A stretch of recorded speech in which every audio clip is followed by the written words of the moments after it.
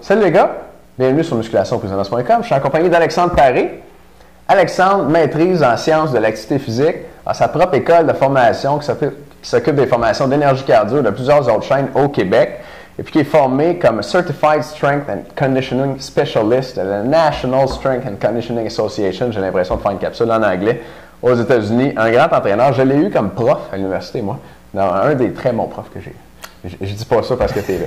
Merci. OK. Fait qu'aujourd'hui, on a une question de Erickson de Laval pour toi, Alex. Oui. Erickson a 15 ans, s'entraîne en musculation depuis 2 mois. Il nous a pas dit combien il mesure, mais il nous a dit qu'il pesait 180 livres. Sa question. Bonjour, mon nom est Erickson. Je voudrais savoir comment maigrir et avoir plus de masse musculaire. Vous me dites de manger plus de calories, mais si je mange plus, je suis supposé grossir. Non? Merci.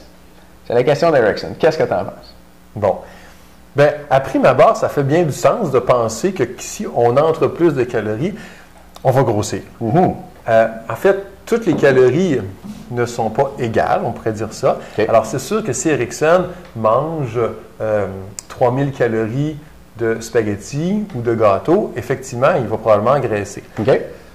Par contre, lorsqu'on mange, le concept de manger plus pour prendre de la masse, c'est avec une prémisse où l'alimentation est variée, puis elle contient des glucides, des protéines, puis des lipides. On a les trois. Correct. Si on a les trois, puis qu'on mange, mettons, 2000 calories en tout, puis que, disons, 30% de ça, c'est des protéines, j'ai un apport de protéines X. Par contre, si j'augmente à 3000 calories, avec une répartition égale, encore à 30%, bien, si j'ai plus de protéines qui vont... alors, dans mon exemple précédent, j'avais 600 calories qui venaient des protéines. Dans mon deuxième, j'ai 900 calories qui vont venir des protéines. Donc, ce qui fait que j'ai plus de calories des protéines. Puis, on sait que les protéines, bien, c'est très important pour la prise de masse musculaire. Donc, le principe, c'est vrai que si on mange plus de mauvaises choses ou plus de gras, bon, on va engraisser parce que c'est les glucides puis les lipides.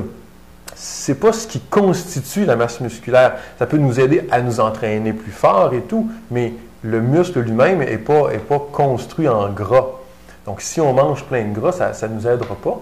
Donc, le principe, c'est de dire, si j'ai des protéines dans mon alimentation à un niveau de base, si j'augmente ce niveau-là, j'ai nécessairement plus de protéines qui vont entrer. Donc, ça, c'est la version facile de prendre plus de protéines sans avoir à les compter. Mais on prend pour acquis que la personne mange équilibré. Si quelqu'un n'est pas équilibré, là, ce principe-là ne fonctionnera pas. J'en mange plus, mais juste des beignes, pas une excellente stratégie. Non, c'est ça qu'effectivement, dans un beigne, il n'y a pas beaucoup de protéines. Vous ne ferez pas des gros biceps avec un beigne. Ça ne marchera pas. On va les cacher dans son chandail. Oui, c'est ça, exactement. Pour les pecs, ça pourrait fonctionner. Ça serait excellent. Fait qu'on parlait d'apport en protéines, Alex. Toi, est-ce que tu recommandes 30% des calories qui viennent des protéines aux gens qui s'entraînent en musculation? Bien, en fait, je vais plus aller avec le nombre de grammes par kilogramme de poids. Bien. C'est comme ça qu'on fonctionne, nous aussi. Exactement. Puis bon, là, il y a différentes braquettes qu'on peut aller chercher, 1.6, 1.8, 1.9, 2. C'est contesté, hein? Oui, effectivement, c'est que il y en a qui en prennent plus, puis ils ne jurent que personne qui dit « Moi, ça fonctionne très bien. » Peut-être que le corps de certaines personnes est capable d'en métaboliser davantage, peut-être que non. Mais en général, quand on voit dans les livres un athlète qui fait du cardiovasculaire, c'est 1.2, 1.6, musculation 1.6, 1.8. 1.8, ça commence à être effectivement moins généralisé dans le monde nutritionnel. Dans le monde plus, par contre, dans le monde des empiriques, des culturistes, ça monte à 2 puis à 2.5 grammes. Là. Et puis, effectivement, donc oui, c'est sûr qu'on est mieux de commencer par le nombre de grammes. Et autour de ça, de protéines, et autour de ça, on greffe le nombre de glucides. Puis après ça, les lipides là, sont là aussi. Fait que si tu as un plan alimentaire à construire, tu commences par la quantité de protéines, puis là, tu répartis les calories qui restent en glucides et en lipides. Exactement. Okay. Mais comme tu dis, pour répondre à la question, oui, on pourrait monter les protéines là, à 25-30%. Ça va faire que les glucides vont probablement descendre. Là, il faut s'assurer que la personne a assez de glucides pour avoir de l'énergie pour aller au gym. Parce que si je manque d'énergie, puis je bois 3 Red Bull pour me donner de l'énergie, c'est un activateur du système nerveux, mais ça ne remplit pas mon réservoir d'essence. Donc, il y a ça aussi qu'il faut voir. Je pèse sur la pédale, mais je n'ai pas de gaz dans le fond. Exactement, oui, c'est ça. J'ai de l'agressivité à peser sur la pédale, mais le réservoir est vide. Oui. Donc, mais toi, ta recommandation générale pour l'apport en protéines, c'est quoi?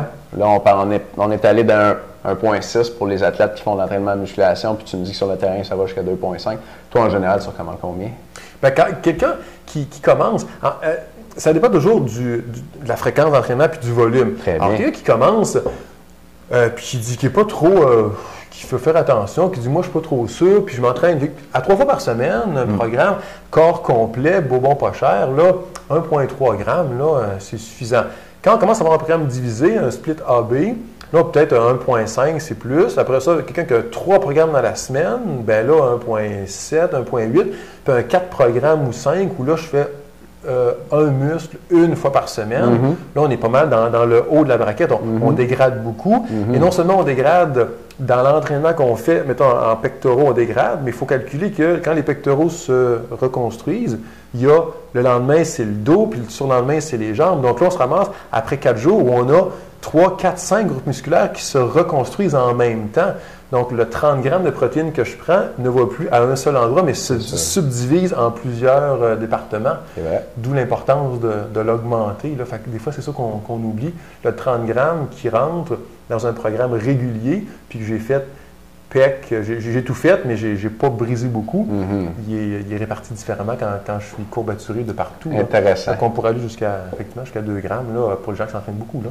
Fait que ça varie selon le volume d'entraînement, selon la répartition d'entraînement dans la semaine. Exactement. Dans le fond, la quantité de dommages musculaires qu'on va avoir réparés. Bien, toujours, là, on brise, puis pour reconstruire une maison, ça prend des murs, ça prend du bois, juste des clous, tu ne reconstruis pas. C'est un peu ça qu'on va avoir. Il faut mettre du bois en circulation pour aller reconstruire. Excellent, j'aime ça. Fait que, qu'est-ce qu'on pourrait dire à Erickson qui a peur de manger plus, qui a peur d'engraisser s'il mange plus pour prendre la masse musculaire? Bien, la première chose, c'est de vérifier si son alimentation, elle est variée, elle est équilibrée. Puis une fois qu'elle est équilibrée, qu'il s'assure qu'il y a des protéines, il y a des glucides, mais des bons glucides, idéalement des glucides complexes. Ça peut être là, du riz brun, il faut qu'il y ait des fruits, des légumes, il y a tout ça. Du gras, on s'en en prend, de l'huile d'olive, du gras de poisson, des choses comme ça. Et quand il est sûr d'avoir tout ça, puis c'est une bonne alimentation, il prend ceci, il remonte, il grossit les portions, puis il n'y a pas de raison pour laquelle il engraisse, parce que ce qu'il mange est déjà de bonne quantité. Donc, il va augmenter son apport en protéines, ça devrait augmenter. Excellent. Oui.